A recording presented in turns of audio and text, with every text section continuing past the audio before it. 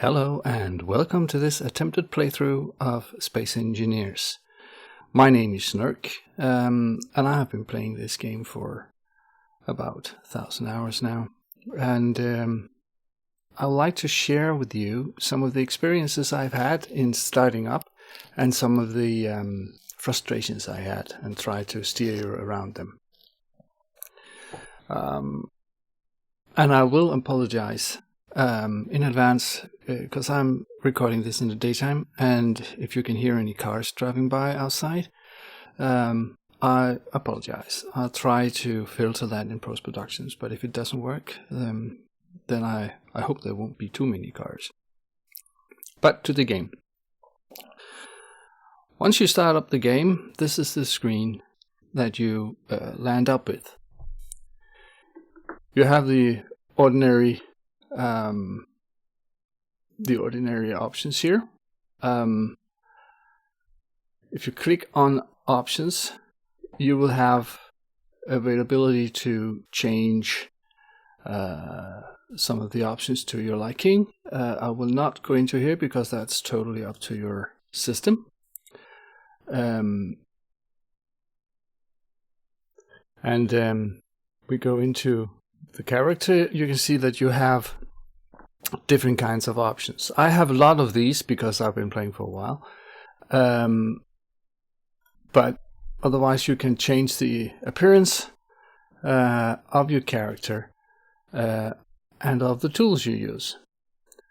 But that's not something that we would use here. We'll just use the standard. If you're female, you can actually change your sex here. I haven't even tried that. I don't know what's going to happen. Oh, smaller and bulkier. Well, all right.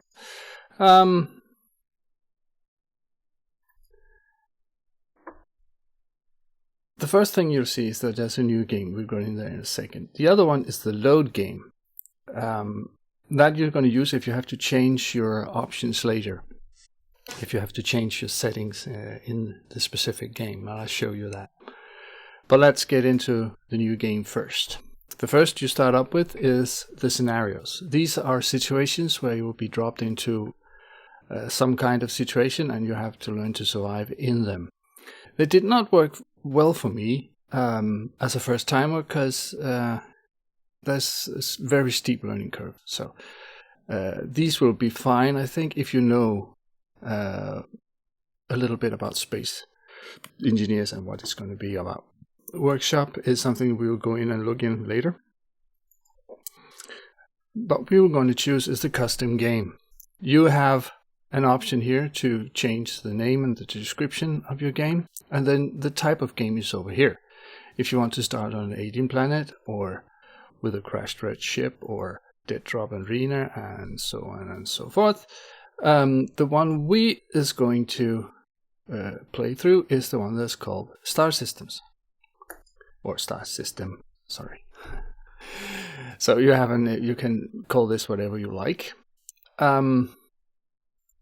Let's call this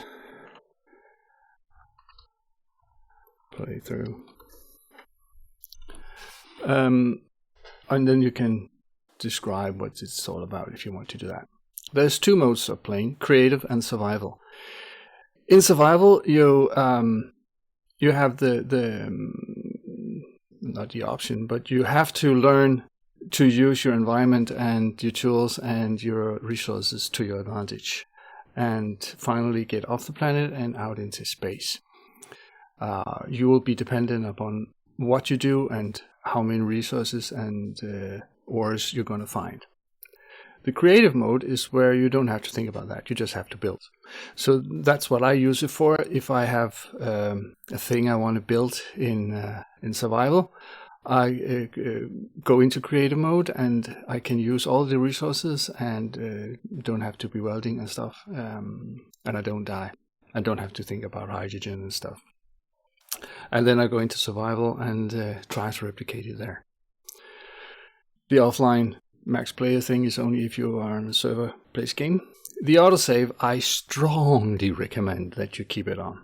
It will autosave for you every 5 minutes.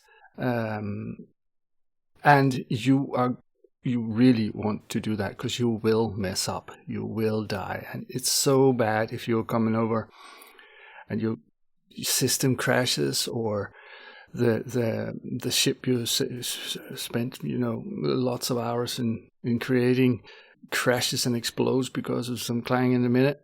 Clang is the slang in Space Engineers for something not working either with or against the physics rules in the game or outside of it.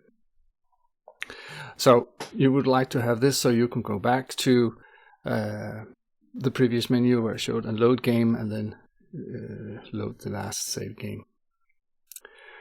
There's a tab here called Advanced. These are all the options that you'll have to customize the game and what happened in it.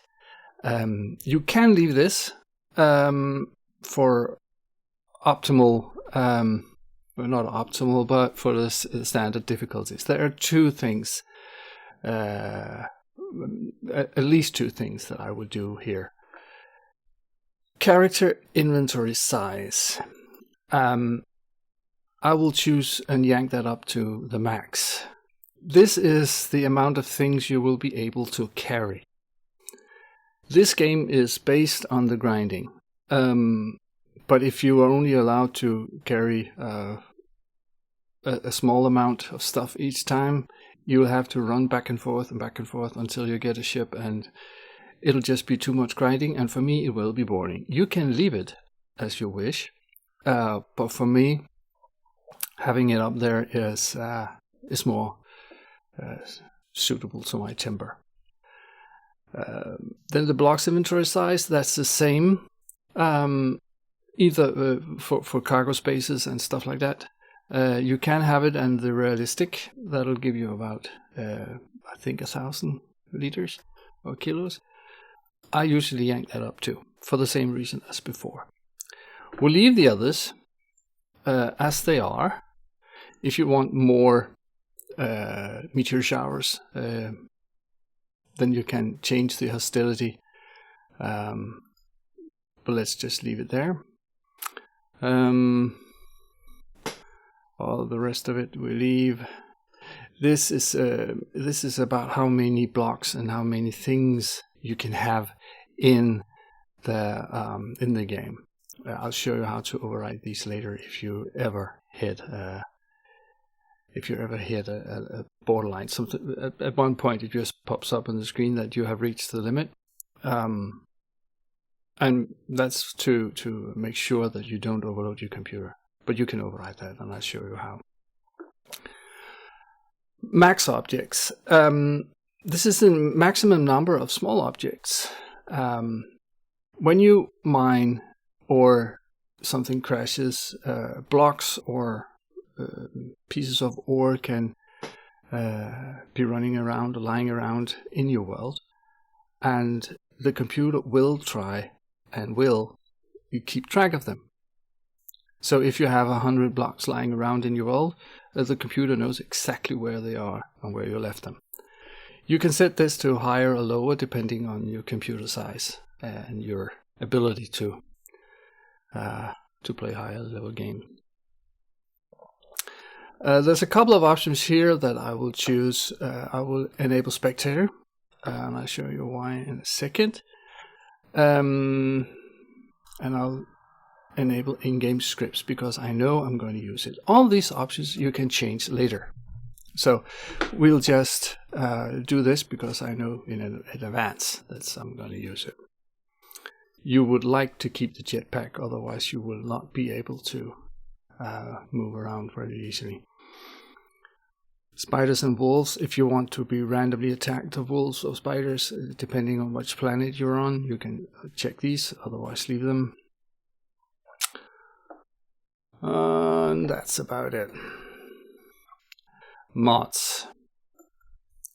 Mods are enhancements or additions to the game made by the community and found in the workshop. And I'll show you in a bit where that's going to work. These are mine. I have a lot. We're not going to use a lot of them, but these are things that if you encounter a problem and the game isn't equipped to handle them, these are things that can solve your problem. You can sort them up here, so if you only want the script, you can choose this, and if you only want the animations, you can choose this, and stuff like that. We are going to use something called, let's see, I don't actually know what it is, but think automatic pickup and the accompanying script, automatic or pickup, no HUD. You just double click it and it runs over here. This is just for convenience. Normally when you mine, you'll have to manually pick up the ore you mine afterwards. This does it automatically, and this is also just to stop the hassle, because sometimes you just can't hit that rock that's lying there and you search around and then you find it. It's just frustrating to me. This is automatic ore pickup. And there was another one down here, colorful icons. This does nothing to the game except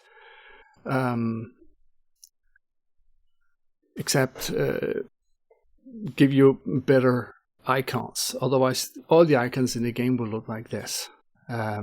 This is just to make it a little bit more colorful. If you ever in doubt about what a certain thing is, you can open in Workshop.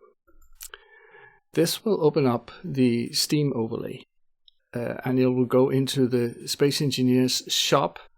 I apologize.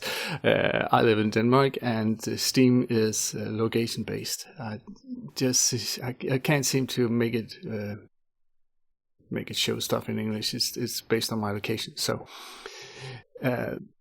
it will be in English when you open it up, or your local language, unless someone can tell me how to change that. Then there is.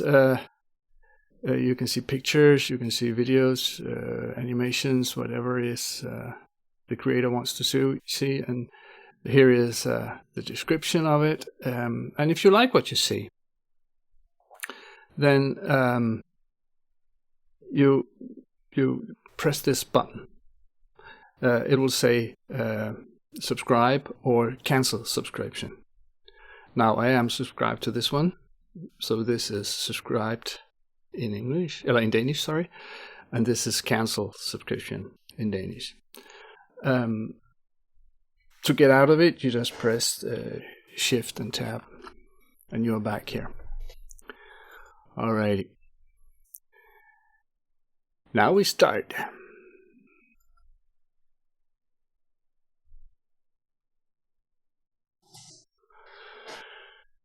Right. Now we are going to choose which planet or situations that we want to use out here. We can do the Earth-like drop pod that will be landing on an Earth-like gravity and with all the oxygen we can ever need. You could be dropped on the Moon, the alien planet, on Titan, on Mars, on Europa, in a space pod, or just in your spacesuit floating in air. All depending to what you want. In this scenario, we are going to use the Earth-like drop pod, and then we press respawn.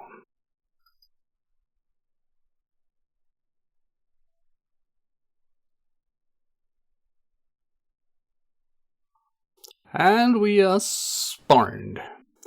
If you press V, you'll get to the third-person camera, and if you hold down the Alt key, you can scroll around to get a view about what you're going, or where you're going to land.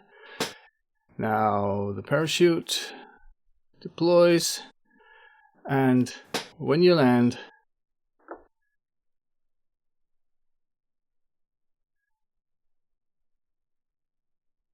it magically disappears. The parachute, that is. It looks like we have landed a very, very nice place. One of the things that you can encounter is that you can land in a desert planet, and or on a desert on the planet, and the amount of ice at your availability will be very, very low. Here you have all the ice we can need, so that will not be an option. That would help us. You can also see that down on the left side, there is an indication of where the ore is. There will be an indication every time you find ore in the ground, and I'll show you that later. And it'll point to the place where there's ice.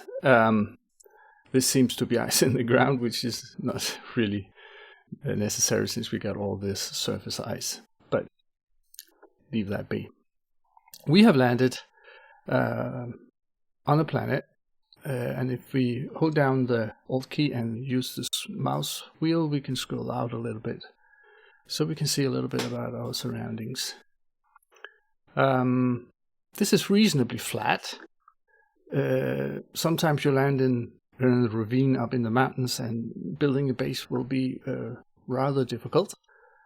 But this is okay. Right. And the last thing I'll show you is I will show you how the spectator cam works. If you press the F8, then you can see that you are up in space. If you press forward, as that's W, it's the normal movement, keys. You can see very, very slowly I'm getting closer.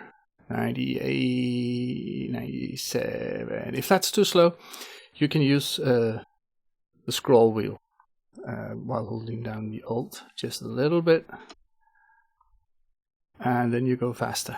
And I'll just do it once again, a little bit, and I'll go faster. So what you can do here is that you can go back to get an overview of what your surroundings are. This is also, if you are landing in a desert, you will be able to locate lakes and stuff like that instead of flying around. That's just a little bit. It's a bit about cheating, I know, but this is for me. It's just it's a help. But if you want to be totally survivable, you can just do that. This is just me. And if we go closer, as we go closer, we can see there's our thing there. Right. Back to player control, and that's the F6 key. Before we stop here, I'll just show you a little bit about the ship, and to do that I pop back into my first person view by pressing V. To exit, I'll just take a look around where we are. There's a hole in my ground here, and when I press F, I leave. Boink, and now I'm out. And I'm out in third person view. I don't know why, but I'll just go into first person. There. I'll show you a little bit about the ship. We have some atmospheric thrusters. In this version and in this scenario, they don't work. You can get them to spin, but they are not working.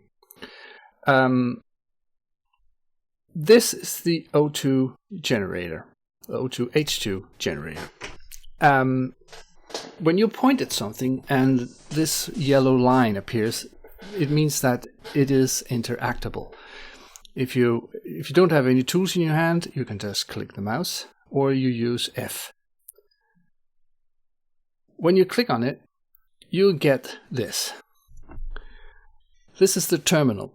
This is where you can see what you have, and this is where you'll do all your planning and production and stuff like that. What you see here is what you have in your hands or in your backpack or whatever you say. And this is what you are having in the connected inventory or ship or station. You have two of them because you'll be able to transfer things back and forth.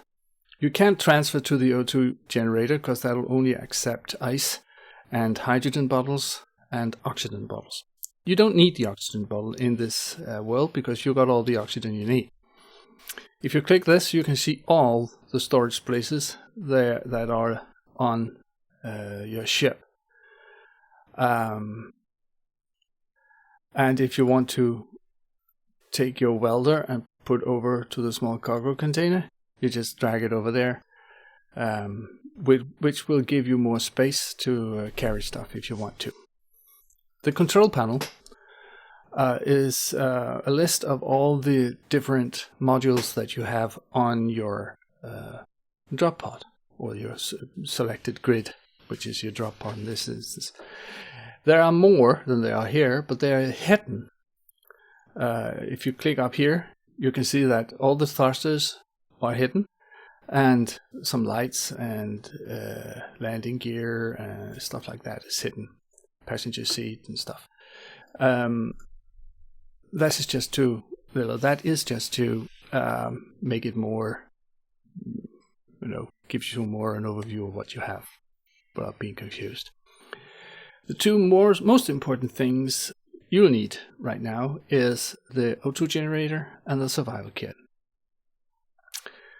The O2 H2 generator because it'll generate the hydrogen you'll need for your jetpack, and the survival kit because it's going to make everything else that you need. But it'll only make it as long as you have battery. The production thing is what in this setup the survival kit is going to make you. You can see when you hover your mouse, you can see what's needed over here, and you can see on the first what is needed, and after the slash what is there, which means that you need 7 iron ingots to create a steel plate, and you have none. Here you need nickel and silicon, and here you need iron and nickel, and so forth and so forth. What you're going to use first is stone to make some gravel, and from that is the survival kit able to make all of these. Info is just information about where you are, and you have some options here you can change. If it's needed, I'll show you them later. They're not necessary for this game. Factions is NPC players, and they when they're red they're hostile, and when they're yellow it means there's something there. You don't know whether they are neutral or friendly or hostile, but you can see that they are there. And the comms is only when you chat in the online things and the servers, and you have all the players there. And the GPS. This is a very important. This is a very important tab you're going to use, because every time you find something, and every time there comes an unknown signal, it'll show up on your GPS and therefore on your HUD. This is a thing you're going to use a lot. When this unknown signal is here, is landing over there, 1.8 kilometers, I'll just think that I'll end this episode by going over there. To do that, I'm gonna extract my hydrogen bottle, because I'm gonna fly there. And to fly there, I simply press the X key to start my jetpack. And normally I will use my welder, because it's a tool that'll show you where there are ore when you fly over it. And then you just fly. Be careful not to hit stuff, like I almost did here, because then you'll die and respawn by your pod, and you will lose all your things, and you have to find your body rather morbidly and collect your tools here. Normally when there are patches like this, you like to stand and check it, because this is how ores look. I'll show you that later. If you find ore, there will be this yellow icon for what kind of ore you found. When you fly swiftly like this, it will not collect the ores. Now, this is what an unknown probe and the unknown signal looks. That's different kinds of designs to this. If I go here and I have my crosshairs, and you can see it turns yellow, I can use F to see what's in there. Space credits, construction comps, and a medkit. Not bad. And then there's this annoying buzzer, which is situated here. And when I select that, I'll spin the wheel and I get a Badger welder. Right. And now all that's left is to grind this down for the resources. When you grind down a armor block like this, you'll get the steel involved in it. When you grind down the components here, or the modules, you get the components that you used to. And you get these without having to build them first. So this is a crucial source of components. To grind it down, you choose your welder by pressing 2. The hotbar in the bottom shows you what you have chosen. This is some pre-selected. And your tools are usually put in as welder in the first, as grinder number 2 and drill number 3 and stuff like that. But you can change that later to your content. I'll show you how later. Then you just go and if you hold down your left button, it'll grind. If you hold down the right button, nothing happens. If you double click the left, it'll just continue grinding without you having to press down the button.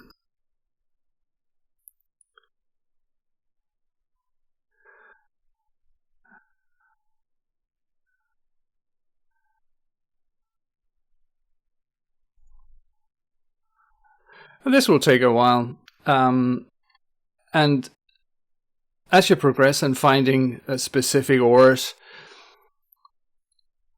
you will be able to produce better tools that are better and faster. And this will work as gravity intended. So when you grind so that the gravity helps you.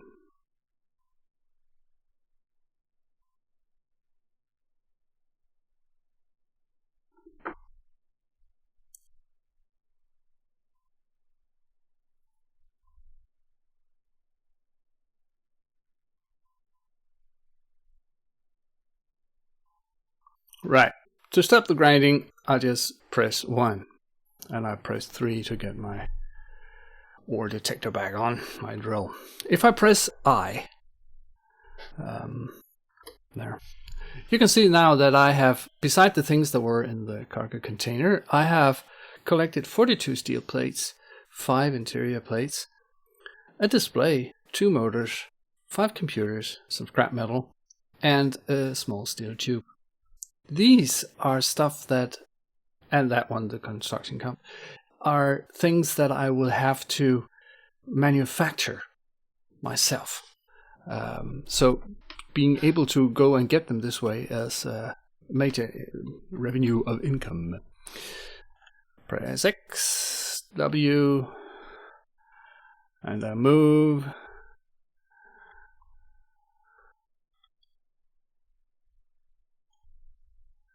No, nothing there. It's not. Sometimes when you see these things, it's usually either just bad vegetation and job, or if you are lucky, there are ores there. And I guess that the range of my drill is only about 50 meters, so not that much. Alright, before I stop this episode, I'll just show you. Pressing 0 will remove the tool in your hand.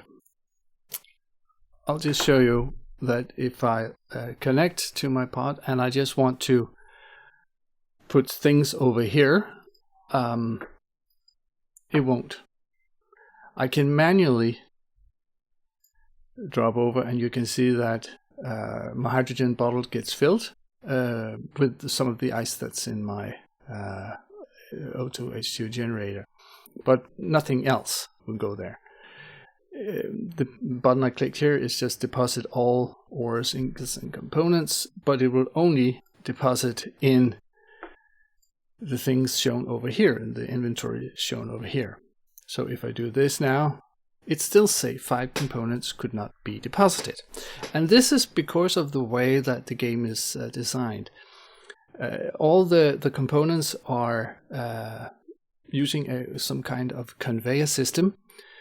This frustrated me a lot in the beginning because I couldn't understand why it's there. The small cargo container is there, but I can't put things over into it. What the matter?